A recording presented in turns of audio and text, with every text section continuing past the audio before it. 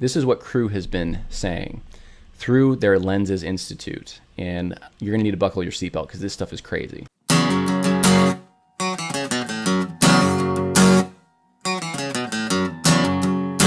Welcome once again to the Conversations That Matter podcast. My name is John Harris. True to what I said on Monday, this is the third podcast of the week. I know some of you thought I couldn't do it. He couldn't make a podcast that was under an hour, but lo and behold, I did. And I will continue, hopefully, to do that. Sometimes, I'm like the Puritan preacher, though. I got to get it all out. And if there's a lot of conditioning or misunderstanding about the topic that I'm addressing, sometimes you got to peel that onion layer back, and I like to peel the whole thing back. So, yes, I'll still do some mega editions, but I'm trying something a little new, a little more frequent podcasts. So 3 this week, an hour or less. We're trying to keep it there. Next week, we'll see if I can keep that up. I'll be traveling, so might be 2 next week, but we're doing my best to get you some good material. And this week, we have an important topic. We do. We're going to talk about the rise of the Evangelicrats. Now, I may have not coined that. Someone probably has already talked about it. I've never heard anyone mention that term, so in my mind I coined it. But I haven't copyrighted it, so you can go ahead and use that. I call them broken conscience voters, and I've talked about them before, so I won't beat the whole dead horse, but we'll talk a little bit about why I disagree with the Evangelicrats and why are they rising right now? That's a good question. Why in the world, when religious liberty is under assault more than it's ever been, are there Democrat elitists in evangelical circles? If we even know what evangelicalism is anymore, I mean, what is it? A third of evangelicals now don't even believe the Bible's true or something like that. What's an evangelical? I don't even know anymore. But it used to mean something, and the traditions that did exist, the organizations some of them are still in existence, and many of them now are running cover for the Democrats, telling you, easing your conscience if you want to vote for a Democrat, or blatantly saying, yeah, I'm voting for the Democrat. They're signaling that. So we're going to talk about that a little bit. In fact, there's so many examples I was remembering, I forgot to even include some screenshots. For instance, I took some screenshots of Jamar Tisby supporting Joe Biden, and now I'm like, you know what? He's so radical that doesn't matter. I'm just going to show you the mainstream evangelical stuff, the stuff you've likely been donating to, supporting, praying for. You need to know that these are the organizations that are now signaling their support for Democrats. I'm going to show you, like, even Cru, like Campus Crusade formerly, right? I'm going to show you what they're doing. It's insane. It really is insane. And if you're donating to Cru, you got to stop. You got to stop. There really is no way to mince words at this. If this is what your money's going to, then there's no reason to be giving to Cru anymore. And I say that knowing some very good Cru missionaries who are holding the line, and they're in areas where they're not seeing this as much. But I've been told at least there's some attempts to try to retake Cru. But Steve Sellers is now the guy at Cru 19 who is, talking about basically white privilege.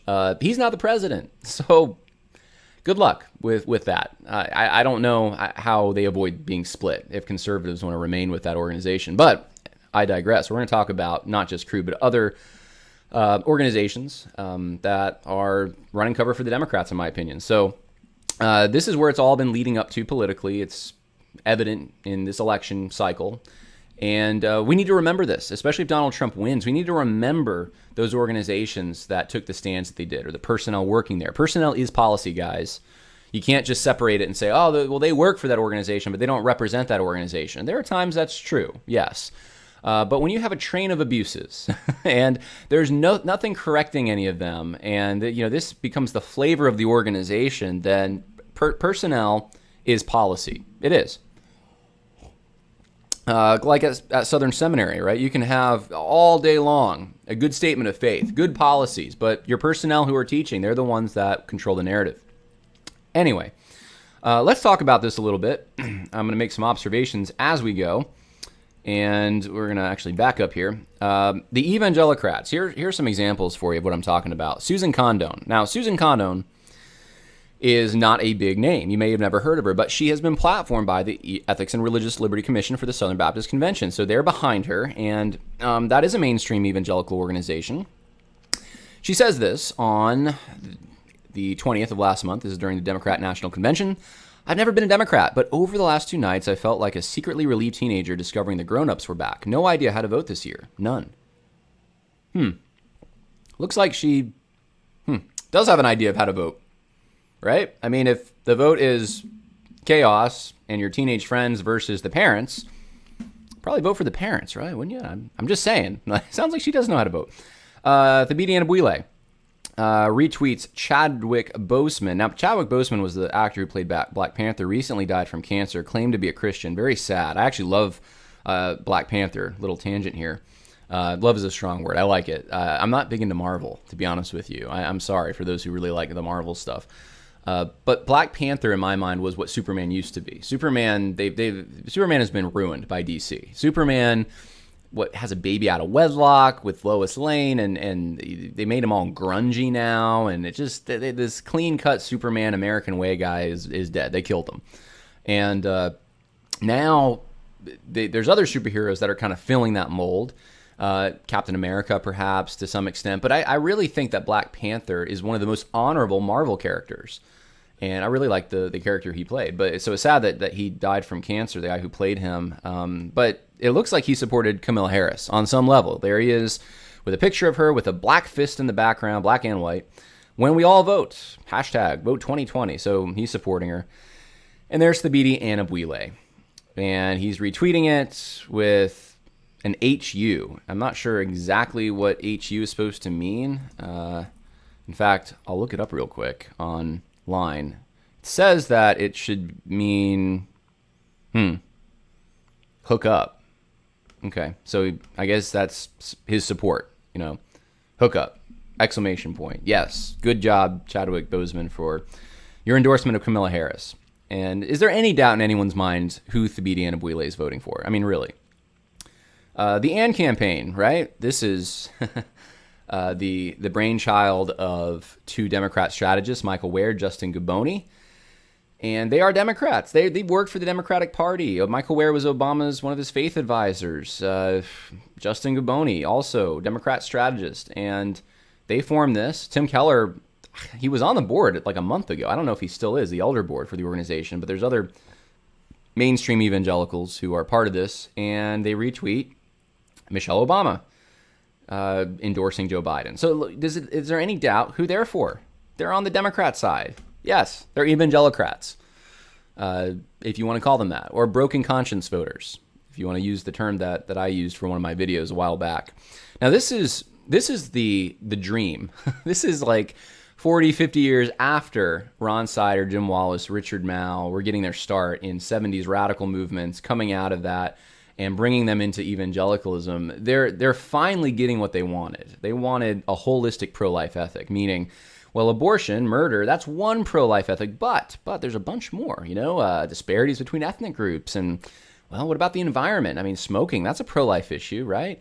Ron Sider said for the ERLC 2 years ago, Black Lives Matter. That's pro-life movement. There's so many other pro-life movements. Free healthcare, access to healthcare. That's what the AND campaign says. That's a pro-life thing. Well, no, it's not, because those are quality of life issues. And pro-life means that you're against murder. Murder and, quality of life, like trying to be healthy, two different things. I mean, to put it in perspective, that would mean that you're putting a Holocaust that happened under the Nazis, right, on the same level, morally speaking, as going to the gym and the importance of working out. That's insanity. It's moral insanity.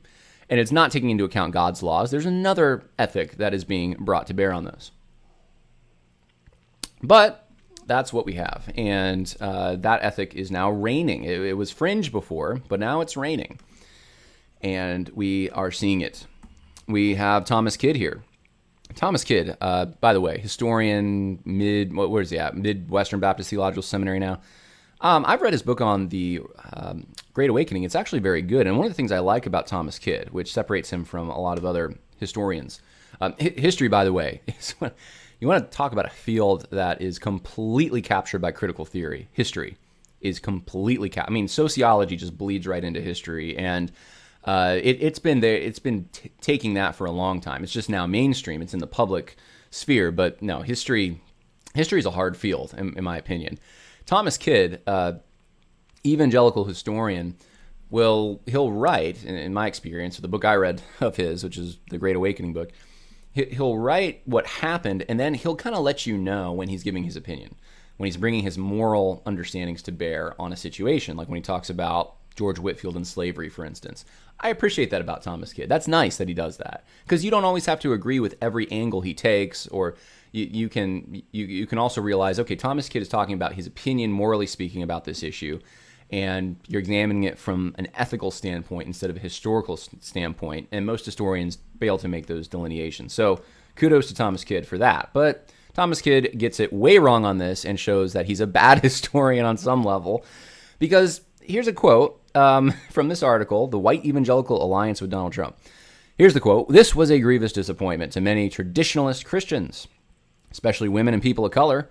It generated memories of white evangelical passivity in the eras of lynching and civil rights." What does that mean? It means if you vote for Donald Trump, it's just like evangelicals who didn't care about lynching. That's what it's like. Yeah. Now, I should probably do an episode on this at some point because it's complex and we would have to peel the onion layers back. But there's a number of reasons a lot of evangelicals did not participate in the marches that took place during the civil rights era. And let me give you 4 or 5 reasons. Reason number 1, there was an ecumenical element to it. Martin Luther King Jr. would say things like, with religious Jews, with Catholics present, he would say, this is the third great awakening, right? And Christians, evangelicals, especially fundamentalists at that time, who were more separatistic, we probably need a little separatism today, to be honest with you. They'd hear things like that. And they're not going to go marching with, this is before even the pro-life movement, right? Those guys probably wouldn't have even marched with Catholics in a pro-life rally. They did not want any fellowship with darkness in their minds. And Roman Catholics were that. Remember, JFK even had issues because he was a Catholic with Christians in this country. So you think they're going to go march with these other religions? No, that's not going to happen. Another reason was if you ask most people who grew up during the 1950s and 60s and you say, what was a bigger issue, the Cold War or civil rights? They'll probably tell you the Cold War. That was the issue. And in fact, there's some polling I can even show you on that. But people were much more concerned about what the Soviets were doing in this country and their activities than they were about civil rights legislation. And it's because we're literally talking about nuclear war. We're literally talking about the destruction of the country. And it was commonly well known and documented that there were Soviet operatives in the civil rights movement because they saw it as a way to create moral destabilization in the United States, social destabilization. So there were Christians who they didn't want to get involved because they thought, well, maybe that would be helping the Soviets. Now, right or wrong, you may disagree with that, but here's the deal. That doesn't mean that their motive is that they're just racist. They could be very well for the civil rights legislation. In fact, history has shown that most people seem to have been. There weren't big outcries when it happened afterward. There was some fights for a few years, and people just accepted it. Another reason is 90% of the country at the time was quote-unquote white. So this was a tangential issue. Unless you're in a region where integration, so really more of like probably in a northern city or a southern town or city, it might be an issue in those places. Otherwise, not really a big issue. You're not going to be encountering forced busing or any of those kinds of things. And so for a lot of Americans, it just wasn't even on their mind. It was a regional issue. It wasn't, in their minds, a national issue. And today we have assumptions about the modern state. We think everything's a national issue, right? Everything. The modern state must have its prying eye on everyone's business, and local news is national news. So part of the reason I think actually that the news cycle is so crowded is because of this. We're not looking at our local newspapers. It's not as important to us what happens in our local town. We're looking at the federal level. And what does Trump have to say about even local issues? So there's that. That's another reason that many evangelicals were kind of, not even apprehensive. They just weren't, it wasn't relevant to them. They weren't, they'd have to get in their car and, find the march, and it was maybe even thousands of miles away from where they were. So those are just a few reasons. I said I'd give 4 or 5, and now I can't remember the other ones, but those are just off the top of my head. All that to say, don't assume that this evangelical passivity, they were, I guess, didn't care about lynchings. Were there evangelicals, quote unquote, who didn't care about lynchings? Were there evangelicals who were absolutely racist? Yep, there were evangelicals who could sign statements of faith and also held at the same time evolutionary views even about race that were incongruent with the statement they just signed. That's always been the case. There's always been people like today. You have evangelicals signing statements of faith and they adopt critical race theory. There's really not a huge difference there, except critical race theory is even in some ways more complicated and gets more at base level assumptions about reality and God. Classical racism, evolutionary racism, is a little more surface level, so it's easy to get at, and you can bring the word of God to bear on it easier, in my opinion. It's not as pervasively a worldview issue, though it is a worldview issue, but it's not as pervasively a worldview issue as, say, critical race theory, which you have to put on these glasses and you see everything in terms of power dynamics. So evangelicals, though, had many reasons for why they didn't get as involved as they did, and some evangelicals did get involved. But you hear this line all the time, so I figured I'd take a moment and I would talk about it. Now, he's saying that voting for Trump is like that. He compares it to white evangelical passivity in lynching, and civil rights. So evangelicals, they didn't care about people of color back then, and so voting for Trump shows you still don't care about people of color. This is terrible, Mr. Kid, Dr. Kid. This is just terrible analysis. Examine the motivations. Look at the primary sources for why people are saying they're voting for Trump who are evangelical. Their stated reasons. And then go back and look at the stated reasons for, you can even pick, if you want, the most ardently racist evangelical imaginable and why they failed to support the civil rights movement. Look at, although it's not the most racist evangelical you possibly can, a lot of people like to cite Jerry Falwell's sermon, Of Ministers and Marchers. Go look at Falwell's reasoning for why he didn't think, that was another thing I was going to mention. This was actually probably the biggest stated reason some evangelicals didn't get involved with civil rights or were skeptical about it, was because they actually believed it was revolutionary. And they believed that there was a better, more culturally gradual way of approaching this issue, because the pendulum was already favoring. I mean, there wouldn't have been a civil rights movement politically if the culture wasn't already starting to favor this. You had, the rockabilly guys integrating their concerts, and it wasn't even something, Billy Graham did that at his crusades. You had rules that were in place, and the rules were all being torn down. Culturally, it wasn't like a law had to be instated, and there were evangelicals who were afraid if you push this too far, if you just cram this like top down people's throats, you're going to actually just cause bitterness and harm. You're going to make an opportunity for the Soviets. And so if you read like Of Ministers and Marchers or some of Billy Graham's early comments about this, the concern is that Jesus wasn't a revolutionary. And if you start condemning the police, which there's a lot of quotes out there about that sound very similar to what's happening today, you start condemning the systems in place and wanting to overturn those systems instead of working within the systems legally and peacefully, then they thought that spelled trouble, right? So this is just their opinion. I'm just representing to you what they thought, not defending it, not telling you that I agree with all of their rationale, how they thought about this. But all that to say, it wasn't because they're ardently racist or they don't care about people of color, etc. They had actual reasons, and Thomas Kidd is just conflating all of that. But he's not being a good historian. That's ultimately what it is. He's not looking at the primary sources and comparing motivations, which is what a historian's supposed to do. He's thinking that he can get in their head in some way. Now, I beat that dead horse right there. Let's talk about some groups that have been conditioning us for this evangelical turn towards the Democratic Party. We got Paul Miller here, who is a lead researcher for the Ethics and Religious Liberty Commission for the Southern Baptist Convention led by Russell Moore.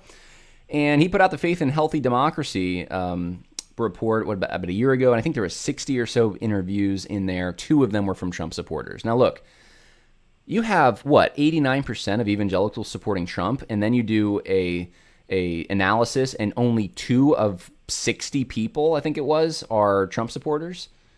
something's weird about this. And I think Stephen Wolfe did a great article. He did 2 articles in Mere Orthodoxy about this if you want to know more. Well, here's Paul Miller recently posting an article, and here's a clip from it. One of the most helpful ways of viewing American politics today is to understand that white evangelicals have a history of moral crusading and that anti-progressivism is their latest crusade.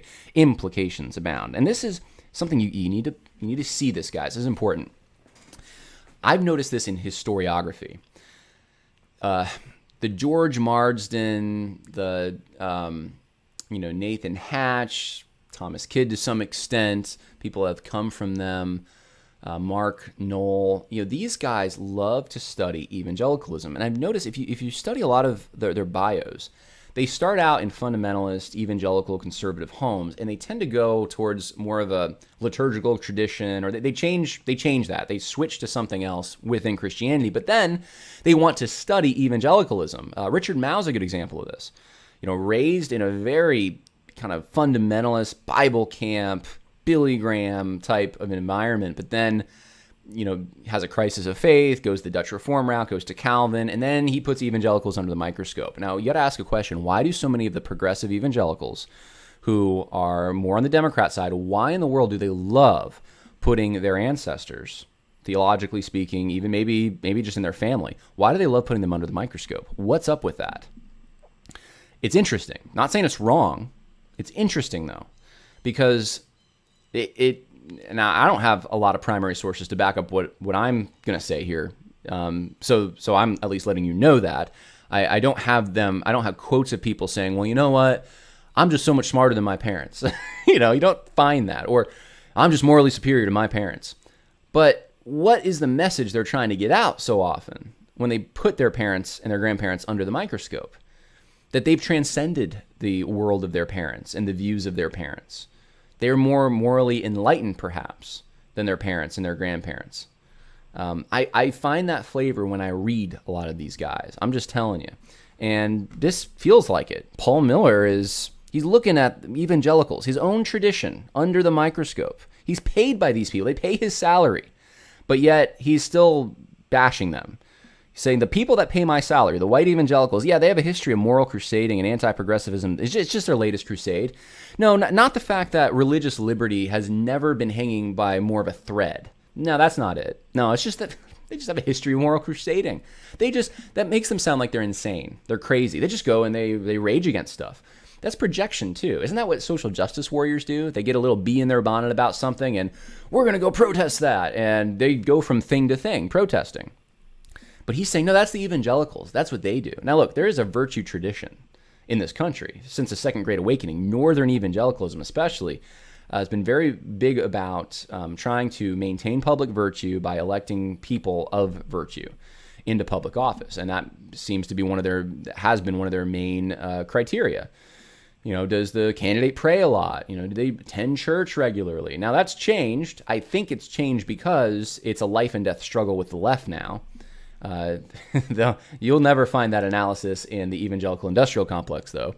But that has been a thread. But according to Paul Miller, no, it's just what they've always done, and there's nothing new here. Voting for Trump, it's just basically there's no reasoning behind what they're doing. It's just a crusade. They just like crusading. What does this set you up for? It diminishes the argument of people voting for Trump or a Republican or against progressivism. It just diminishes their argument because the implication is, well, they don't have any backing for this really. They're just their habit. It's just what they do. Gospel Coalition a few days ago, yesterday actually, put this out. This election season invites Christians to consider. Listen to this question. Is our certainty found in our Savior?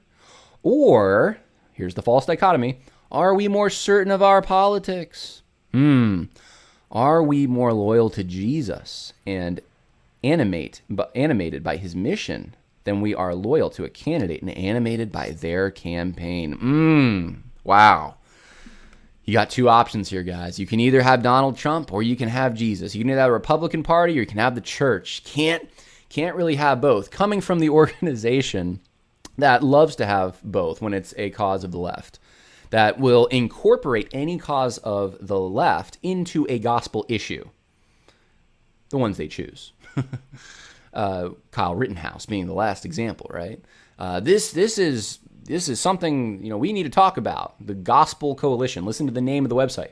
This is something that is within our mission to talk about this horrible thing that happened. It's just like Dylan Roof. It's in fact the author of that article saying that my spiritual birthday doesn't even get me as excited because it's just month of August is so terrible because of all the racial things that happen. I mean, talk about contradictions here.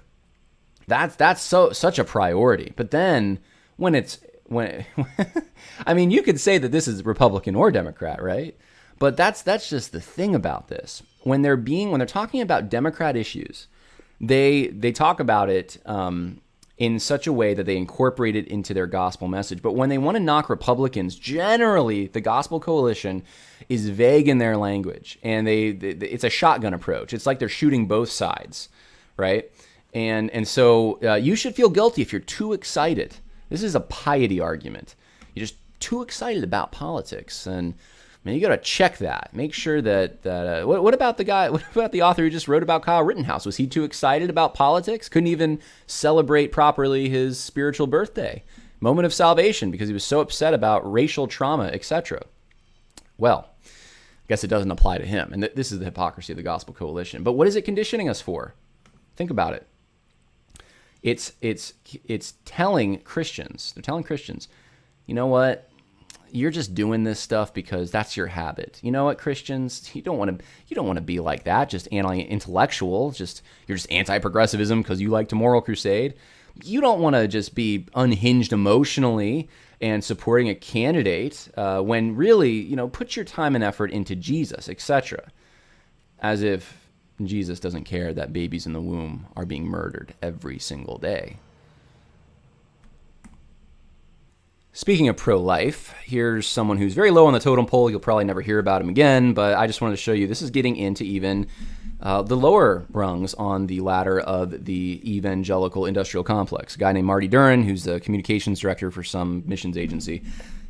Anyways, he says he's seen calls to address other life issues as regularly met with the "but abortion" line, as if no other concern can possibly have priority for any reason. Well, what are the other life concerns? Life issues. What are the other life issues, Mr. Duran? I mean, you have murder, and it's illegal in every case, except if it's a baby in the womb. Then it's okay. That's what the pro-life movement is about. They're against that. What are these other life concerns? You have Phil Vischer here from VeggieTales. He's the creator of VeggieTales, and he's now saying, well, getting rid of Roe v. Wade, it's just a carrot that people put in front of their voters. Doesn't do it much. I mean, you're still going to kick it back to the states. Democrats are going to be controlling the liberal population centers. Not going to save many lives. So Josh Dawes retweets, I thought this was a great answer. He says, voting pro-life will only save 86,000 lives, so why bother? It's quite a take, Phil. Here's another take for you. You remember a time when homosexuality homosexual marriage, I'll say, it was not legal. It was not, now I as a Christian, homosexual marriage it's just a nonsense kind of term. Those two things don't go together. It's not a marriage in the eyes of God. But in the civil way, the civil magistrate now in every state, because of Obergefell, has decided that they're going to honor those who are claiming that they're married, even though they're married to someone who's a same-sex member of their own gender. Now, I remember, wasn't that long ago, a time when, homosexuality was kind of embarrassing. You didn't talk about it much, you kind of hid it. It wasn't morally acceptable. In fact, when I was a kid, teenager playing sports and stuff, I remember I didn't really engage in this, but the other kids, I remember sometimes, they used to say, well, that's so gay, about anything negative, which I didn't think was really right, because you're taking something that it was actually, I think, part of one of the steps in making it more acceptable was talking about it, even if it was in a negative fashion, but it was laughing about things. Oh, that's so gay. Well, so that was used a lot, 15 years ago by kids, teenagers. And now we live in a new world, though. We live in a world now where not only is it accepted, but it's promoted, and you get special points in the eyes of the cultural elites if you are a member of a homosexual or other sexual deviancy category. In fact, I saw California now is pushing the envelope on underage sex, on pedophilia. They just had overwhelmingly both houses, both representative chambers there voted to accept a bill which would, I guess it was decriminalizing or giving it to the judge's discretion whether to punish someone right away or put them on a sex offender list if they were homosexual and had certain sexual acts, which I won't describe for the sake of people listening, but if they were of a minor, they of a certain age, it was like 14 to 18 or something, 14 to 17, they would not go on the sex offender list. I mean, this is insane. This is crazy, but we're pushing the envelope now even farther in that direction. Now, why do I bring this up? It's because when the government signaled their approval for this, in Obergefell, when we found that state governments would just comply with it, it changed the culture. The culture was already changing, but this, it helped, it made it happen faster, made it go faster. And it was a free fall after that decision. It really was. The battle that the conservatives gave up, which if they didn't give up, maybe we'd still be in the battle. But the government on all levels decided pretty much, yeah, we're just going to cave to this. And so why did that all happen? Well, it's because the government has a job on some level to uphold civil virtue, civil morality. When they give their consent for something that is immoral, this is the kind of thing that happens. Now, how does that relate to this? Well, if you overturn Roe v. Wade, Mr. Vischer, if you kick it back to the states, you're not just kicking it back to the states. That's a symbolic move. That is a moral move to say, well, why was it overturned? Well, maybe because the baby's a human. And by that logic, you can also now, it gets into case precedent, you can go into the states and you can fight it on the state level as well. That's the goal. The goal is not to just get rid of Roe v. Wade. The goal is to say abortion is murder and we're going to get rid of it wherever it is found. This is one step. Amazes me. The moral, the blinders, the broken consciences that people have. Just amazes me. This is about much more than Roe v. Wade. Roe v. Wade, though, that would be a monumental step. And it would save lives. And it would be the rocket to get us to the next step of, okay, we fought it here, now we're going to fight it on the local level. We're going to fight it on the state level. We can take our resources and we can now put them in the areas, the urban areas where this is a bigger problem. This is so big. And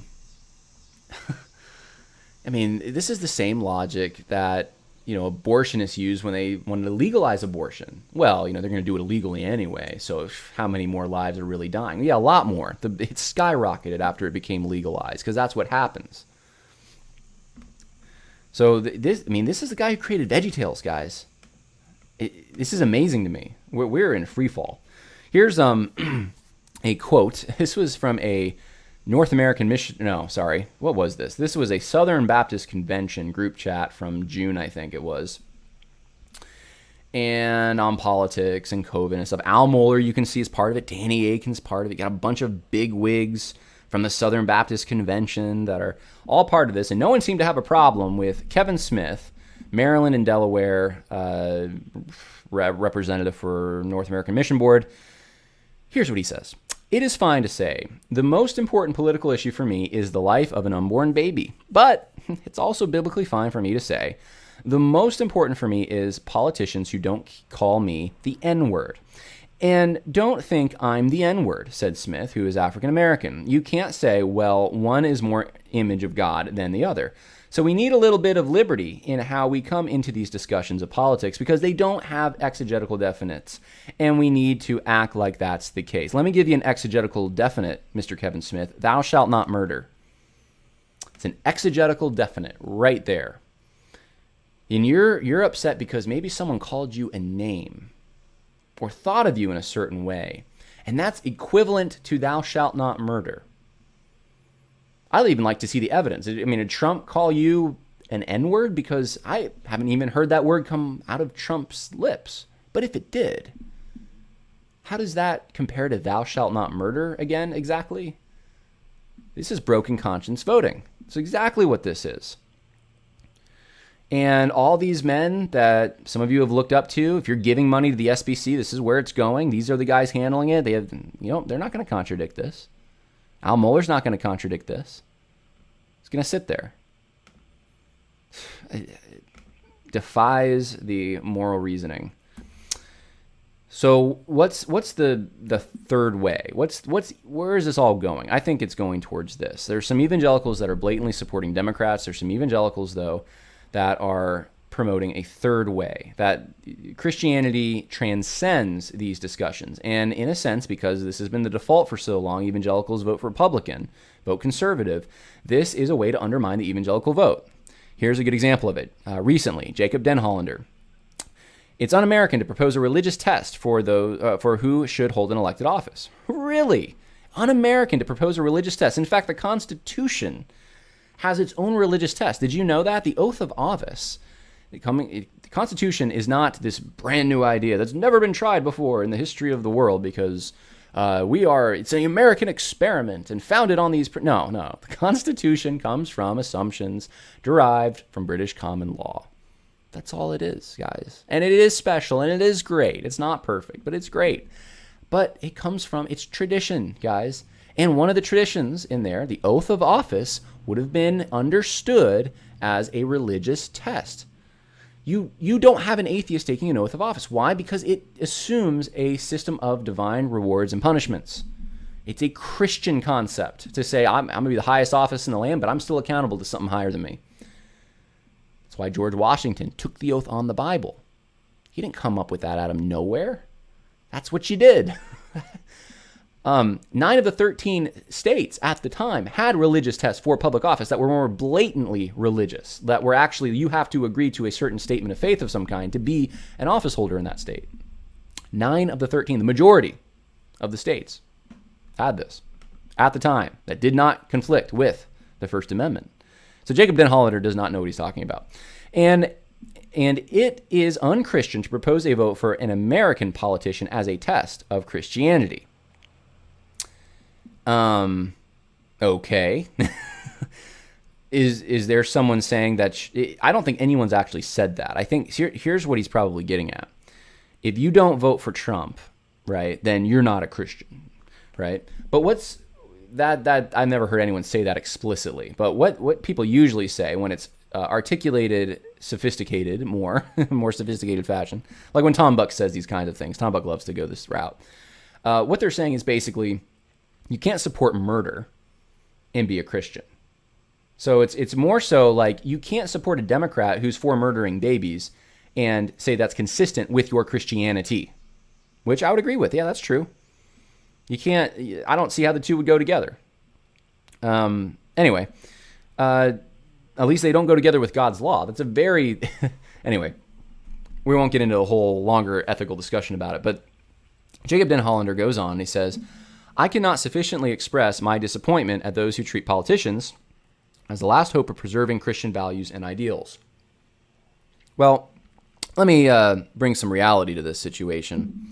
Russell Moore at the ERLC is not preserving Christian values and ideals. Who is preserving Christian values and ideals?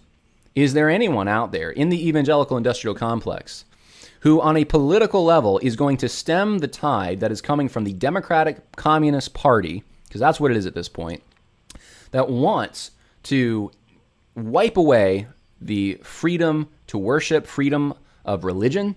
They want to do it through this expanding the civil rights protections, but they're going to expand them on steroids to make it so that if you don't hire someone who's transgender, etc., then you're in big trouble. They want to squash the statement of faiths that Christians have believed just for years. The beliefs that they've had for 2,000 years about gender and sexuality, they're going to squash that. That's the Democratic Party. At minimum, that's the Democratic Party right now. That's the storm that's coming. That's the gathering storm, Mr. Mohler. And who's actually on a political level opposing this stuff? Who is? I mean, they want to shut down churches in so many states. You still have this problem. And so many pastors just rolled over with this. So many pastors incorrectly abuse Romans 13 and bought the logic. Well, this isn't going to be the first time. There's going to be other things that are going to come up. You think this is the government taking religious freedom and saying we can do what we want because we're the government. We're God now. Who's standing against it? Well, who's defending John MacArthur? Is it Jenna Ellis or is it the ERLC? So when Jacob Den Hollander says, well, to treat politicians as a last hope of preserving Christian values and ideals, Trump is one of the only ones out there that's actually saying we're going to defend Christianity. That's the sad part, guys. This should be the part that makes us weep almost. It's like Donald Trump is the guy who's defending Christianity when all these other people should be doing that. They should be raising a stink, and instead they're virtue signaling to the left about how advanced they are and tolerant they are and inclusive they are and diverse they are, and don't come after us on the LGBT stuff because we were with you on the race stuff. I mean, that's what's going on. That's why people have so much hope in Trump. So many Christians. That's why they look at him to preserve Christian values and ideals, because he's one of the only ones that wants to stand up against the bully who wants to take him away. It's a complicated election. Really, Mr. Den Hollander? It's really that complicated? Now, if you buy into a binary choice, which most of these people have, it's not that complicated. There's one side that wants to murder. There's one side that doesn't. If we take the main issue, which that is the main issue, there are other issues, which the Democrats are also wrong about, but if we want to take the main issue, not that complicated.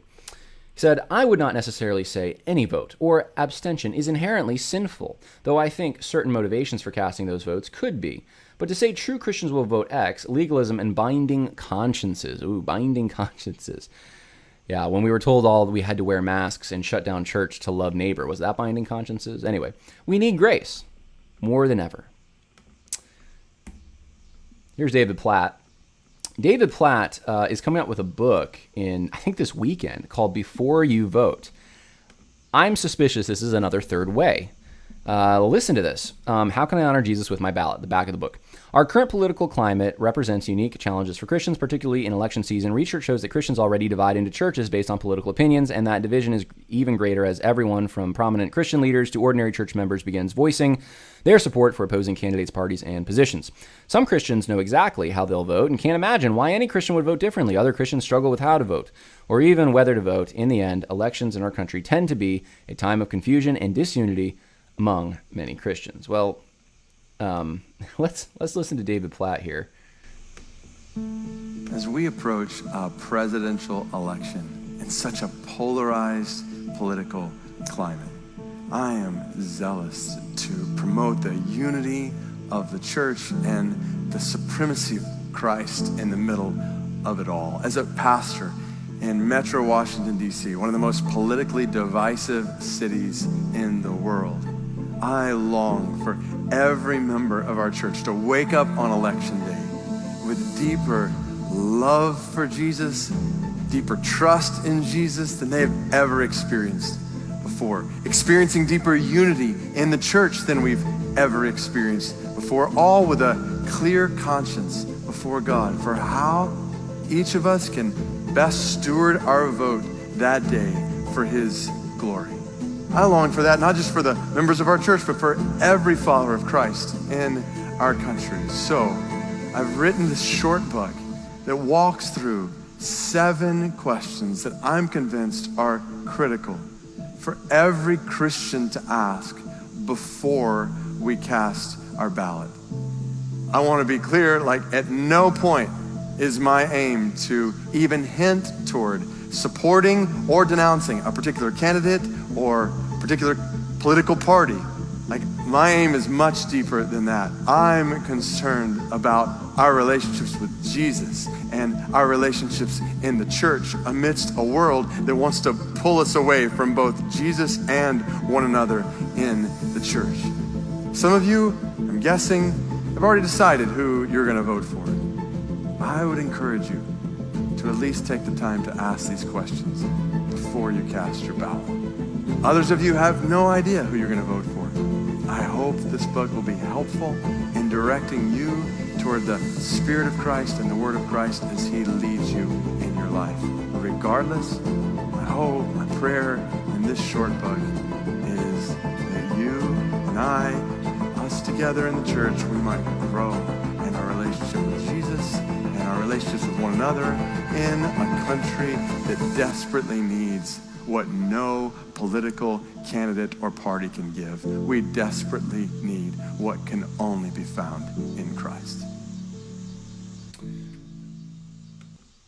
Okay, so here's the question.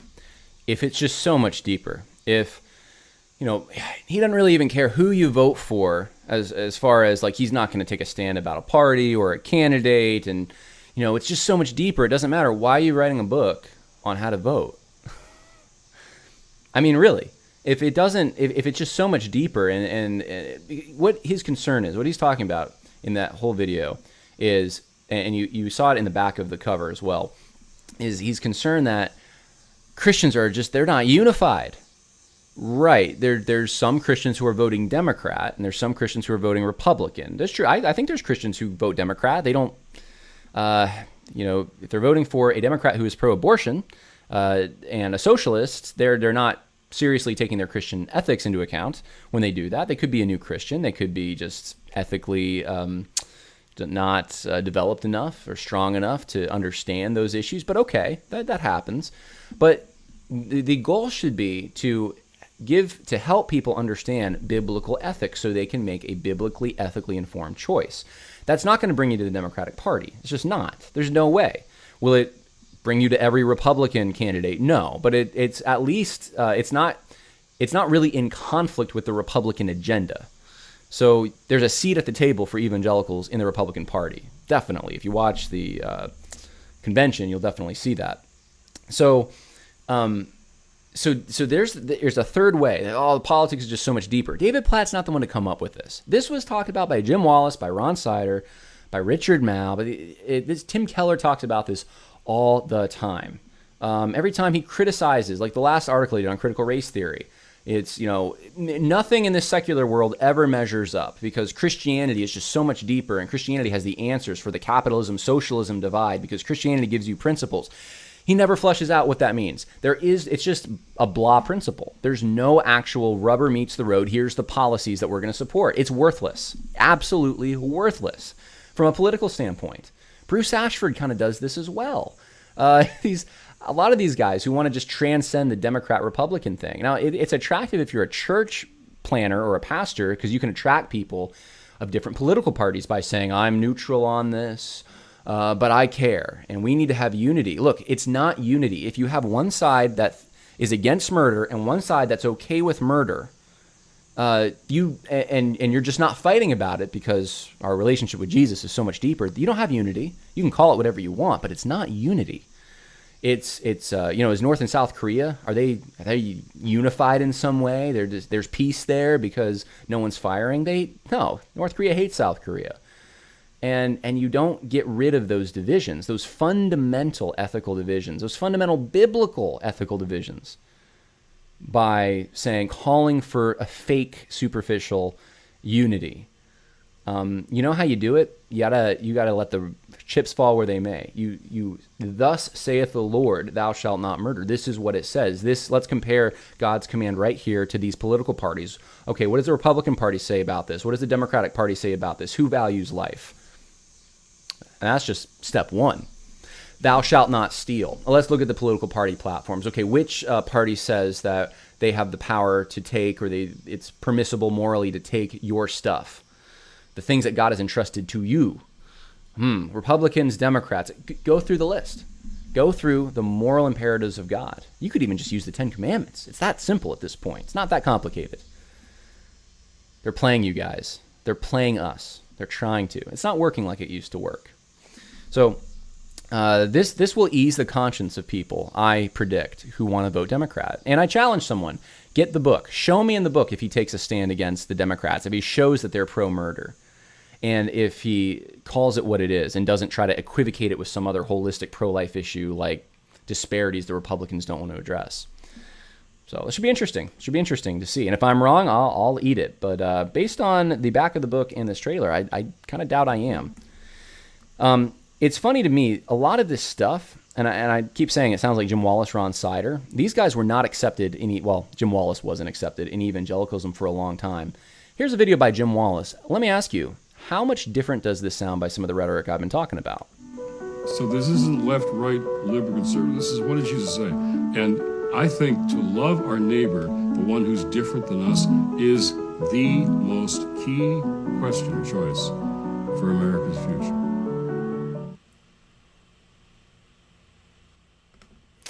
All right, third way, Jim Wallis, right there.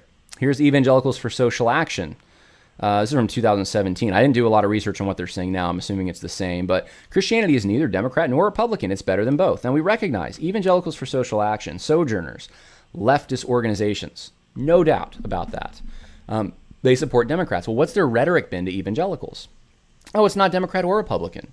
And Jim Wallis was a faith advisor for Barack Obama. He votes for the Democrats. He's pro-LGBTQ stuff now. Jim Wallis is very liberal on everything. Yeah, pretty much. And Ron Sider, very close behind him. He voted for Hillary in the last election. And Christianity Today took his position. He was able to write for Christianity Today and articulate why a Christian should vote for Hillary Clinton.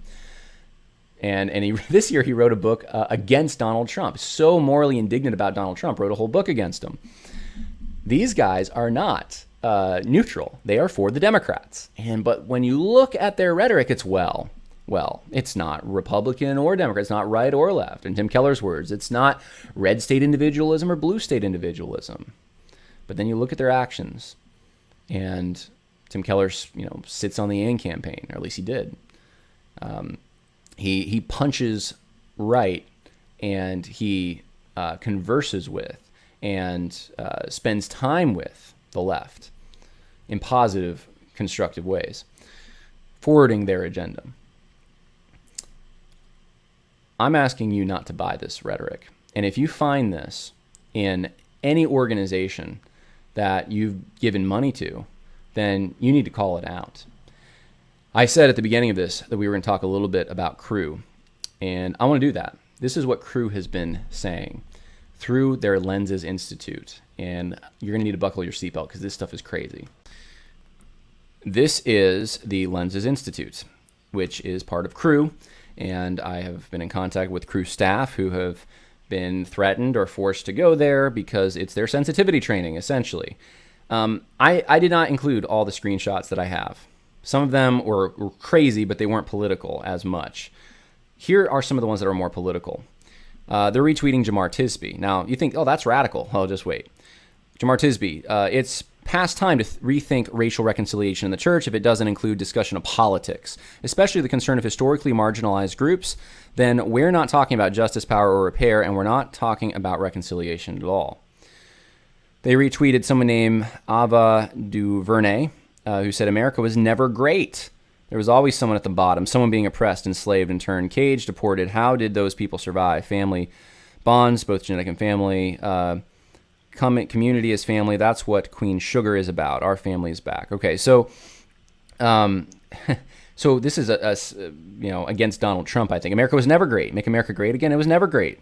Lenses Institute retweeting. This is a Christian missionary organization supposed to be spreading the gospel, especially on college campuses.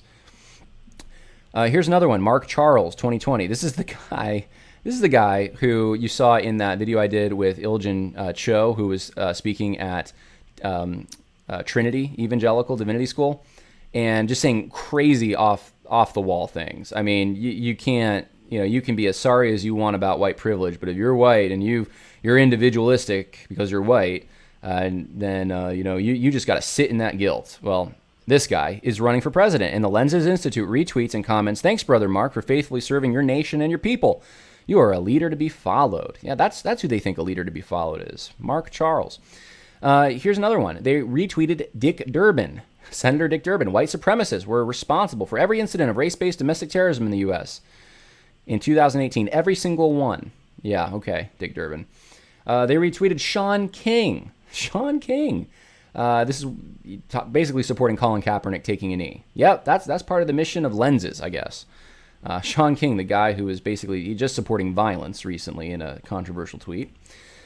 Here's some more stuff. Retweeting Mark Charles. What does white supremacy look like? The real Donald Trump is judged presidential in spite of the content of his character. Barack Obama was judged unpresidential because of the color of his skin. So slander.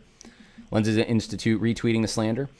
Defund the police. Yes, the Lenses Institute retweeting a defund the police with the F-bomb in it. With the F-bomb in it. Is this what you guys are contributing to when you contribute to Crew, to Campus Crusade? If they don't issue an apology for this, what reason do you have to ever give to them again? Even if they do issue an apology, they let someone get their Twitter control who's going to retweet F-bombs and defund the police? Here's another one. Matthew Gertz. President urges officers to commit acts of brutality. Officers laugh and cheer wildly, beginning to think problem isn't a few bad apples. Lenses Institute retweets. Yeah, that's not what happened. More slander being retweeted by the Lenses Institute. Crew. When I say Lenses Institute, think Crew. They're retweeting Kamala Harris right there. Oh, goodness. Here's Drew G.I. Hart, PhD. People say to us, just don't break the law, but they ignore the fact that the law was intentionally designed to break us. Slander against the United States. This is Crew. This is the Lenses Institute. It's a big part of Crew now. I've been in contact with Crew staff. This is a big part. It's eating Crew up. It's not the only problem in Crew. This stuff is other places, but this is horrific. This is way past third way thinking. This is just pro-Democrat, but pro-communist thinking. It's the current version. It's not classical Marxism. I know that, guys. This is the current version of the communist revolution. And Crew is right behind it with their Lenses Institute. What are you doing? Given to Crew.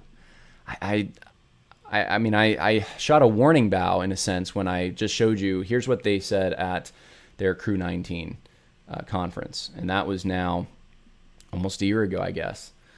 That conference, about a year ago, more than a year ago now. And they've had time to correct things. And things have not been corrected.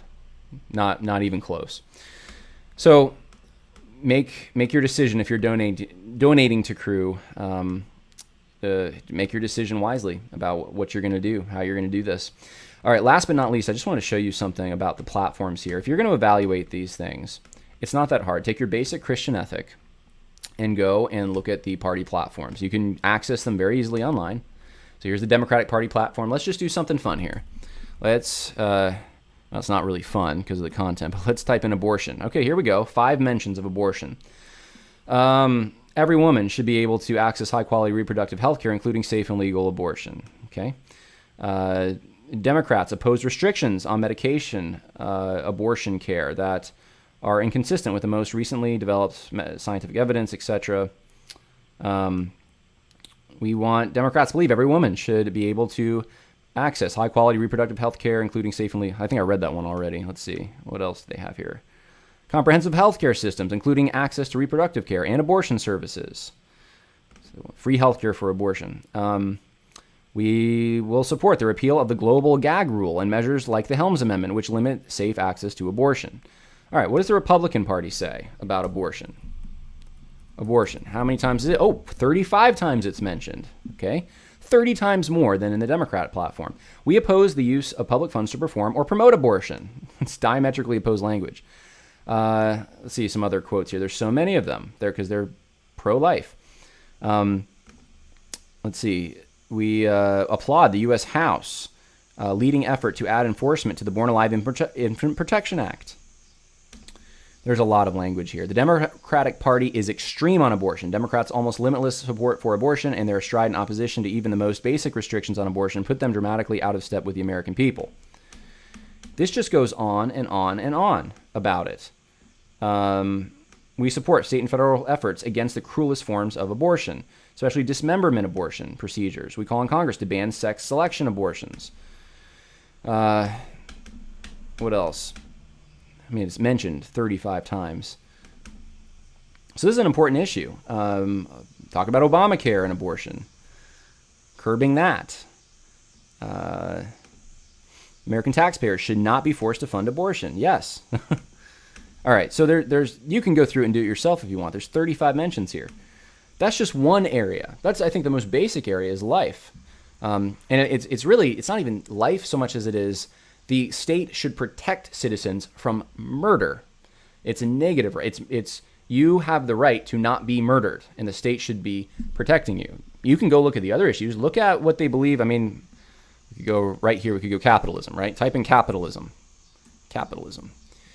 We have 4 mentions, and let's see. They're against crony capitalism, and they're for entrepreneurial capitalism. Okay, good. That's inconsistent with biblical private property. So when we evaluate these things, we should just be going probably to the party platforms if you're going to try to decide which party to register under, and then compare it to what you know the Lord God has spoken. It's not that difficult, guys. It's not that complicated. There's not a third way where, it's just faith is so much deeper than this. So it's not an important issue. It is an important issue. This is our Holocaust when we talk about abortion. And there's other issues we can talk about too, but the Democrats are wrong on all of them. Just about. Can't think of anything they'd be right on. They've become the party of anti-God at this point. And it's time evangelical leaders recognized it and stopped running from it or embracing the Democratic Party or trying to get favor from them, because you're never going to get it. Won't happen. So, all right, that is maybe a bit of a strong word today, but that being said, all of that, I hope you have a good weekend despite this. And I hope if you're someone who is on the fence, I hope you're going to reconsider. But most of all, I did this video because I hope those who are supporting evangelical organizations can hold them accountable or withdraw your consent. Don't listen to them. Don't give them your money. This is not faithfully applying the biblical standard, the law of God that we've been given as set forth in Scripture. And that should be the authority for Christians, ultimately. God bless. And until next week, have a good weekend.